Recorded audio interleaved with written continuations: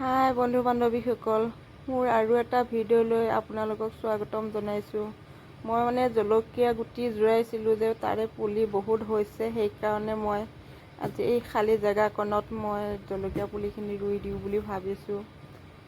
ইয়াকে কৰিছোঁ আৰু কিনো কৰিম, ইয়াকে নকৰিনো কি কৰি থাকিম।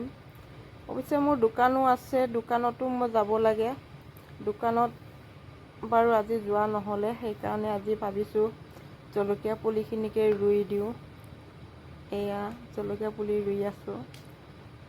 আগৰে ৰোৱা আছিলে, অলপ ডাঙৰ হৈছে, সেইকাৰণে আৰু কেইটামান বোলো খালী হৈ আছে জেগাখিনি, যেতিয়া ৰুই দিওঁ বুলি ভাবিলোঁ আৰু চাইডে চাইডে মই ফুলৰ পুলিও ৰুইছোঁ। ফুলখিনি ডাঙৰ হ'লে অলপ ফুলিব চাগে।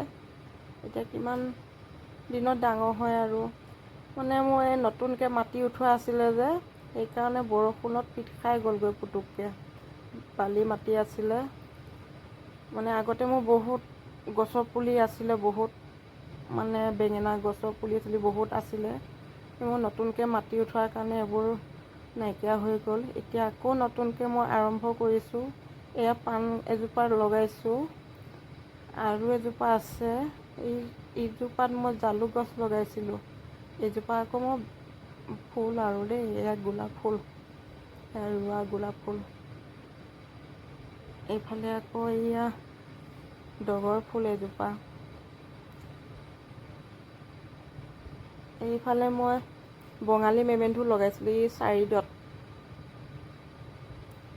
এইযোৰ ডগৰ ফুল, এয়া ইমান ধুনীয়া, ৰাতি হ'লে ইমান ধুনীয়া গোন্ধাই থাকে, বহুত ভাল লাগে গোন্ধটো।